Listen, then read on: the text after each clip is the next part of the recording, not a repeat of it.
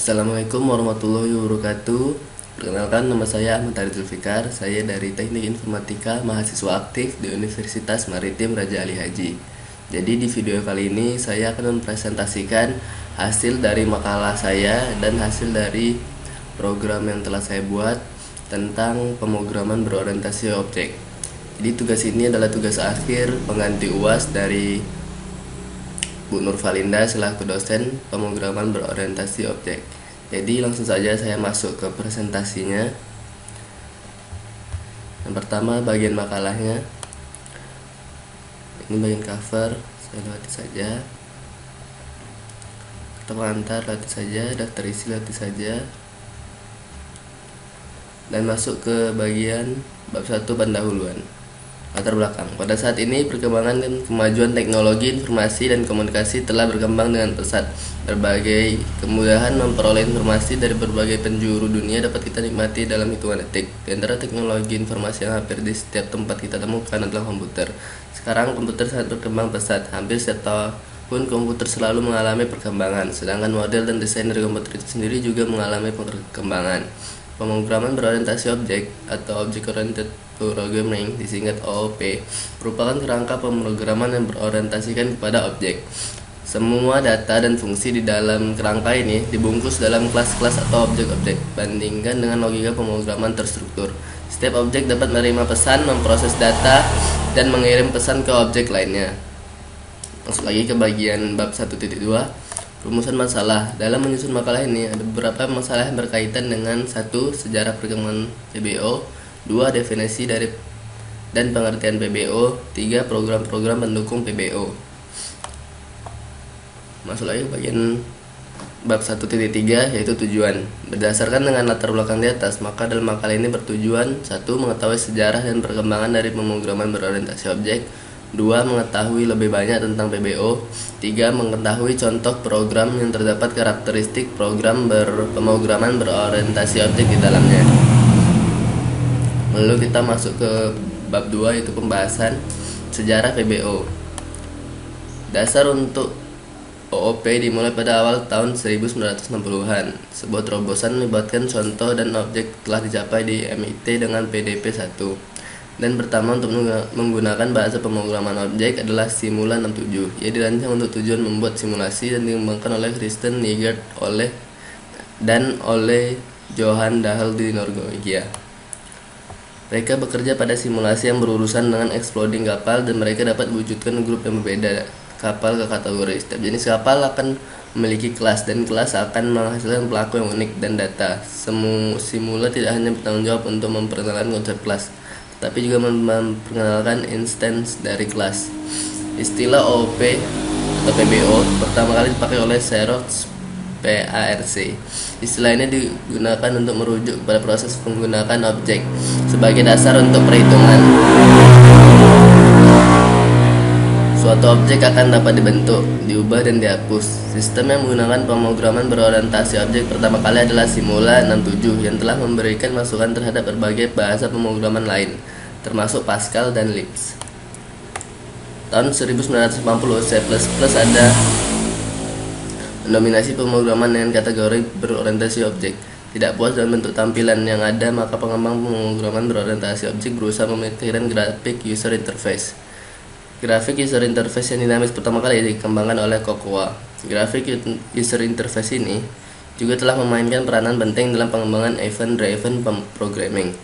Bahasa pemrograman yang menggunakan teknik pemrograman berorientasi objek diantaranya Fortran, bahasa pemrograman untuk pengolahan rumus, Basic, dan Pascal. Bahasa pemrograman ini murni karena tidak memiliki fungsi yang diperlukan oleh programmer. Hal ini akan memberikan kebutuhan bagi para programmer untuk memecahkan kebutuhan tersebut, maka ditemukan Java. Java menjadi populer karena menggunakan virtual machine yang mirip dengan C++, sehingga memungkinkan Java bisa berjalan pada berbagai platform. Kepopuleran pemrograman berorientasi objek telah menyebabkan pengembangan dalam bahasa modeling, desain pattern, dan lain sebagainya, sehingga akan memberi harapan pengembangan bahasa pemrograman akan selalu ada di masa mendatang. Lanjut lagi ke bagian subbab 2.2, yaitu pengertian PBO atau OOP. Pemrograman berorientasi objek atau PBO maupun Object Oriented Programming yang disingkat OOP merupakan paradigma pemrograman yang berorientasikan kepada objek. Semua data dan fungsi di dalam paradigma ini dibungkus dalam kelas-kelas atau objek-objek. Bandingkan dengan logika pemrograman terstruktur, setiap objek dapat menerima pesan, memproses data, dan mengirim pesan ke objek lainnya. Model data berorientasi objek dikatakan dapat memberi fleksibilitas yang lebih, kemudahan mengubah program, dan digunakan luas dalam teknik piranti lunak skala besar.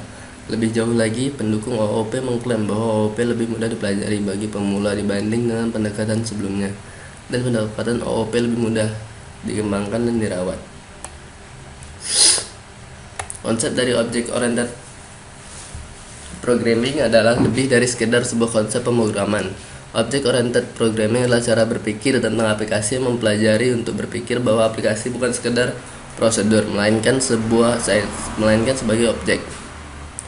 Objek yang dimaksud di sini memiliki pengertian suatu modul yang mengkombinasikan antara data dan kode program yang bekerja sama dalam program dengan melewatkan proses satu sama lain. Jadi Object Oriented Programming merupakan cara yang paling efisien untuk menulis program komputer yang sangat mudah untuk dikombinasikan dan untuk dipergunakan kembali.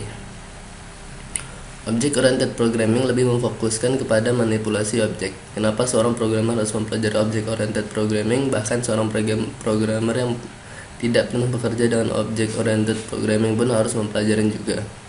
Hal ini dikarenakan pada suatu hari nanti, semua bahasa pemrograman akan menambahkan kemampuan Object Oriented Programming pada bahasanya. Masuk ke bagian 2.3, yaitu konsep dasar PBO. Ada banyak konsep dalam pemrograman berorientasi objek, antara lain objek, kelas, atribut, dan berikut penjelasannya. 1. Objek. Untuk mempermudah pemahaman, maka di sini akan dijelaskan melalui analogi. Pada dasarnya semua benda yang ada di dunia nyata dapat dianggap sebagai objek. Misalnya rumah, mobil, sepeda, motor, gelas, komputer, meja, sepatu, dan lain-lainnya. Setiap objek memiliki atribut sebagai status atau state dan tingkah laku sebagai behavior. Contoh objek motor, maka atribut state-nya adalah pedal, roda, jeruji, speedometer, warna, jumlah roda. Sedangkan tingkah lakunya adalah kecepatan naik, kecepatan menurun, dan perpindahan gigi motor. Analogi pemrograman berorientasi objek sama dengan penggambaran pada dunia nyata seperti contoh di atas. Dalam PBO, state disimpan pada variabel dan tingkah laku disimpan pada metode. Dalam bahasa teoritis PBO, objek berfungsi untuk membungkus data dan fungsi bersama menjadi satu unit dalam sebuah program komputer. Objek merupakan dasar dan modularitas dan struktur dalam sebuah program komputer berorientasi objek. Kelas.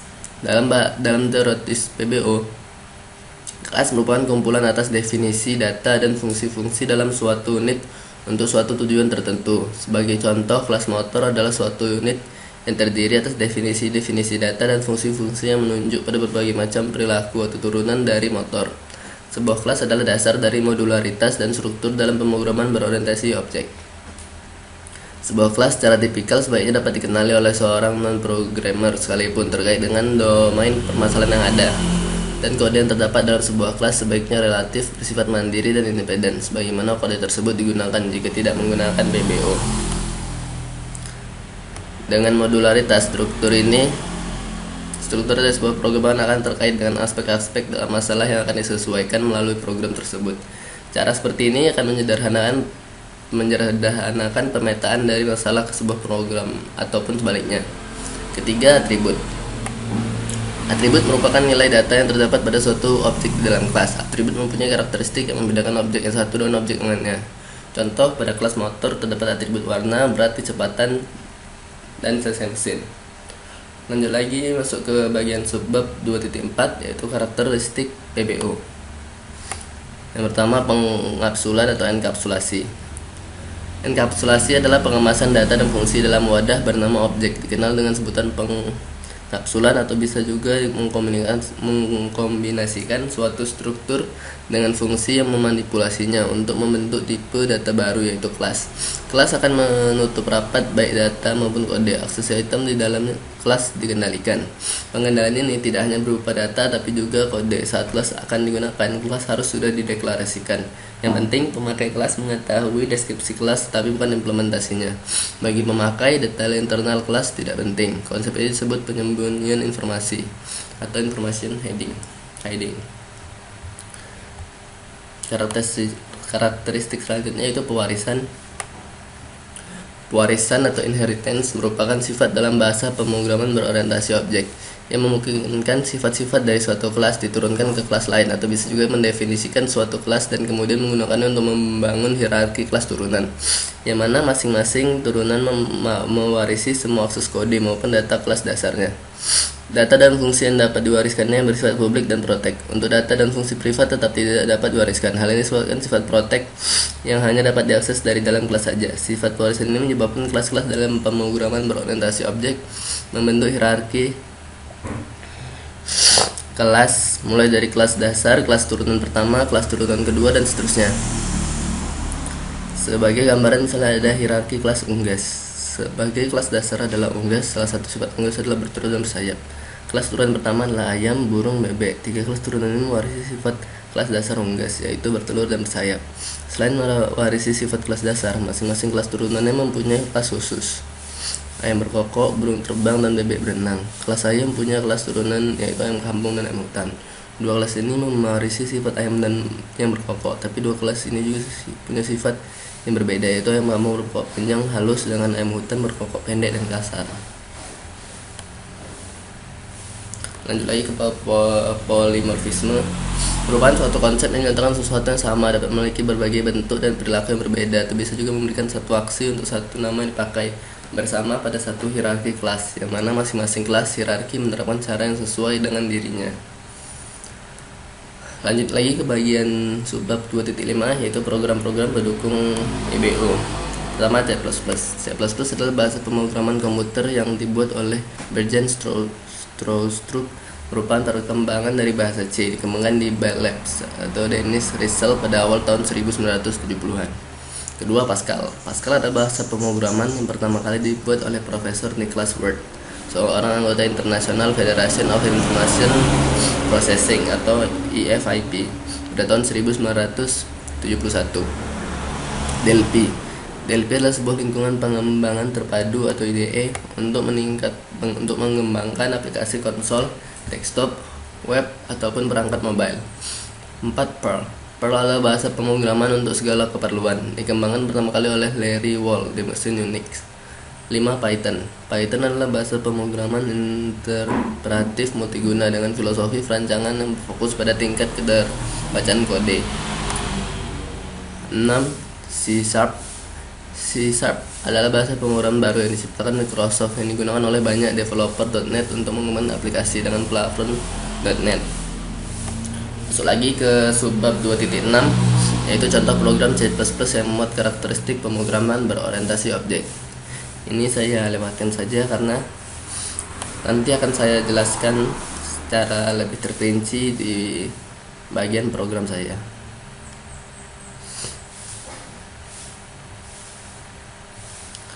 Langsung saja kita masuk ke bagian bab 3 atau penutup.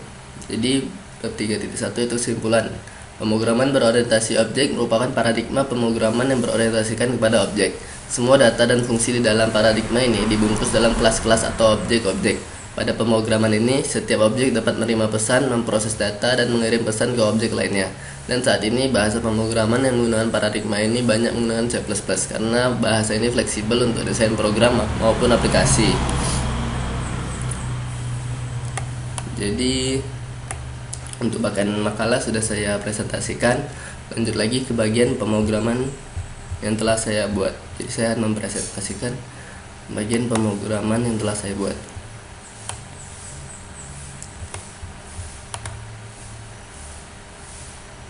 Jadi di sini saya menjelaskan secara detail tentang program yang telah saya buat tentang pemrograman berorientasi objek, di mana dalam program tersebut terdapat karakteristik dari pemrograman berorientasi objek itu sendiri.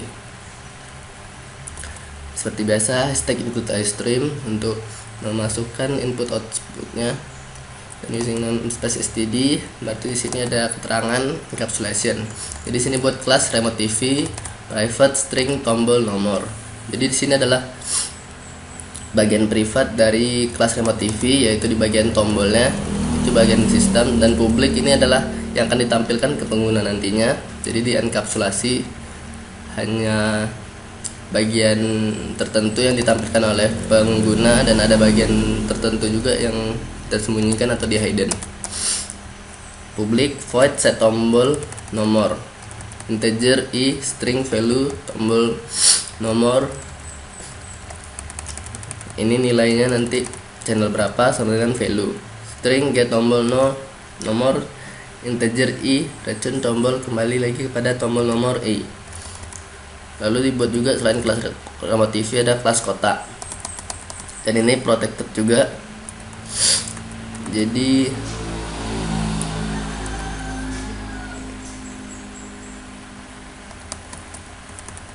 integer PL, lalu yang ditampilkan input data dan tampil data. Jadi di sini adalah terdapat dua contoh tentang enkapsulasi. Yang pertama contohnya dapat TV, dan kedua tentang kotak. Lanjut lagi ke bagian inheritance. Jadi sini ada keterangannya inheritance, dan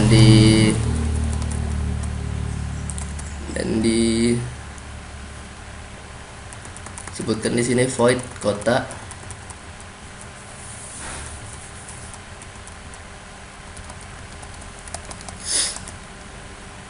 diketahui panjang,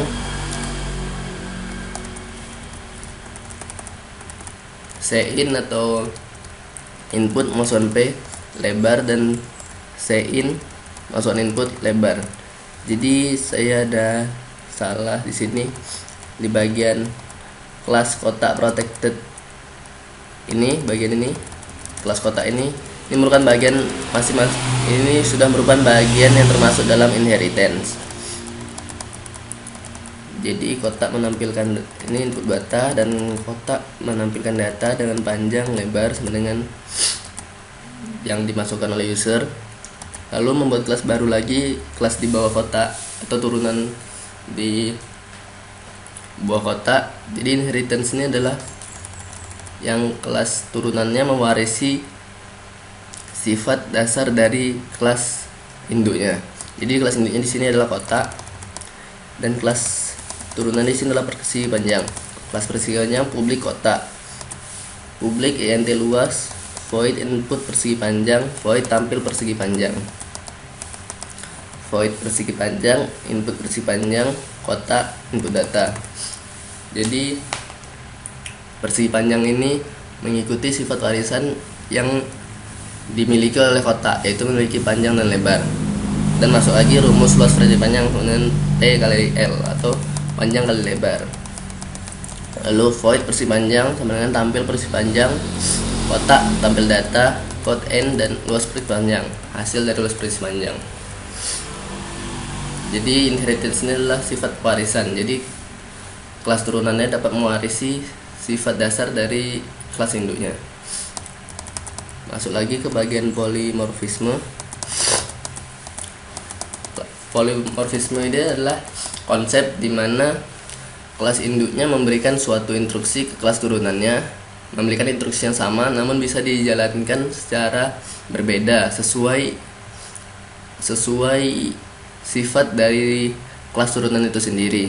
Jadi saya misalkan di sini ada kelas bidang, lalu protected integer didefinisikan dulu lebar tinggi, lalu publik di sini ada bidang di mana integer a sama dengan 0, integer b sama dengan 0 juga. Jadi lebar sama dengan a, tinggi sama dengan b. Jadi disebutkan di sini integer luasnya, jadi luas bidang sama dengan 0. Lalu dibuat lagi kelas turunannya yaitu kelas segitiga publik bidang. Jadi ini adalah kelas turunan dari bidang yaitu kelas segitiga. Publik segitiga integer a sama dengan 0, integer b sama dengan 0, bidang a b, integer luas. Luas segitiga sama dengan lebar kali tinggi per 2. Jadi di sini segitiga untuk mencari luas segitiga tentunya berbeda dengan mencari luas persegi, namun dengan perintah yang sama yaitu mencari luas. Di sini segitiga menggunakan caranya sendiri untuk mencari luasnya karena beda kelas. Di sini segitiga menggunakan rumus lebar kali tinggi dibagi 2. Lalu terdapat lagi kelas kedua, yaitu kelas persegi, yang merupakan kelas turunan dari kelas bidang. Publik, persegi, integer A sama dengan 0, integer B sama dengan 0. Bidang didefinisikan dengan A dan B. Lalu ini untuk mencari luas, integer luas persegi sama dengan lebar kali tinggi. Jadi di segitiga tadi caranya untuk mencari luas adalah lebar kali tinggi bagi 2. Sedangkan di persegi dengan perintah yang sama, yaitu mencari luas, kelas persegi melakukan dengan caranya sendiri, yaitu dengan lebar kali tinggi untuk mencari luas. Lalu kita ketik output hasilnya. Jadi ini nama saya dan NIM saya. Lalu yang pertama enkapsulasi, kita tampilkan remote TV ruang tamu. Tadi yang bagian enkapsulasi remote TV ruang tamu. Jadi untuk bagian set tombol nomornya di bagian sini, channel nomor 0, channel nomor 1, channel nomor 2, channel nomor 3 kita tampilkan di sini nanti. Jadi 0 channel BCPP, channel belajar CPP, yang 2 channel CPP, dan 3 channel C. Lalu ditampilkan code cout, get tombol nomor 0, get tombol nomor 1, get tombol nomor 2, dan get tombol nomor 3. Lalu masuk lagi ke bagian pewarisan inheritance. Jadi tadi saya sudah bilang yang kotak itu termasuk inheritance. Nanti saya perbaiki. Persegi panjang PP dot input persegi panjang, PP dot tampil persegi panjang. Jadi di sini akan menghasilkan hasil dari yang sudah diwariskan dari kotak tadi. Lalu masuk ke bagian ketiga, polimorfisme. Tadi ada bidang kali bidang, segitiga. Di sini nilainya dimasukkan yang sama, namun dengan rumus yang berbeda maka hasilnya akan berbeda nantinya. Bidang dengan dan segitiga. Bidang yang dicari adalah luas, lalu bidang dengan persegi, bidang dan dicari luas juga. Oke. Sebelum kita compile, kita perbaiki dulu untuk yang bagian keterangannya.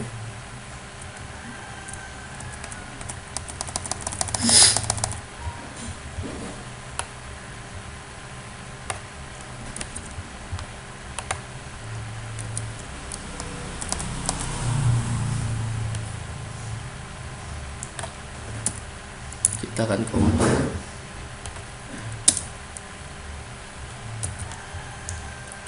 compile. Dan lihat hasilnya. Jadi yang pertama enkapsulasi. Jadi yang ditampilkan adalah pilihan channel yang telah dibuat pada pemrograman enkapsulasi tentang remote TV. Jadi di sini ada channel yang pertama atau di programnya 0, channel BCPP, dan channel belajar CPP, channel CPP, dan channel C. Jadi pewarisan ini saya memasuki panjangnya dulu dari persegi panjang. Misalkan kita masukkan 12, misalkan kita masukkan lebarnya 8 misalkan saja. Dan di sini luas, langsung keluar hasilnya. Rumus luas persegi panjang sama dengan panjang kali lebar, dengan panjang sama dengan 15, lebar sama dengan 8. Jadi ini mewariskan sifat yang dimiliki kotak juga, yaitu memiliki panjang dan lebar, dan luas persegi panjang sama dengan 96. Lalu polimorfisme, langsung keluar hasilnya. Luas segitiga sama dengan 120, sedangkan luas persegi sama dengan 250. Jadi di rumusnya tadi sudah tertera di situ rumus dari luas segitiga dan rumus luas dari persegi. Kelas bidangnya, yaitu kelas induknya, menginstruksikan untuk menghitung luas dari masing-masing kelas turunan di bawahnya, yaitu segitiga dan persegi. Namun segitiga dan persegi ini memiliki cara masing-masing untuk mendapatkan hasil luas dari bangun datar mereka sendiri. Di sini luas segitiga hasilnya 120. Tadi di sini sudah dimasukkan angka inputannya, sudah dimasukkan di awal program, yaitu 60 dan 4. Panjangnya 60 dan lebarnya 4. Ya, itu lebar dan tingginya lebarnya 60 dan tingginya 4. Jadi di sini sudah dimasukkan dulu angkanya, lalu tinggal dieksekusi dan menghasilkan nilai luas segitiga 120 dan sedangkan luas persegi 240. Jadi polimorfisme ini adalah kelas bida menginstruksikan instruksi yang sama, namun bisa dijalankan dengan cara yang berbeda sesuai dengan masing-masing dari kelas turunan tersebut. Seperti yang dicontohkan di sini adalah penghitungan luas dari luas segitiga dan luas persegi. Jadi mungkin itu tadi presentasi dari saya tentang makalah yang telah saya buat dan program yang telah saya buat, program pemrograman berorientasi objek yang mencakupi karakteristik dari pemrograman berorientasi objek itu sendiri. Jadi itu saja hasil presentasi dari saya. Jika ada kesalahan mohon dimaafkan. Jadi saya tutup dengan wabillahi taufiq wal hidayah. Wassalamualaikum warahmatullahi wabarakatuh.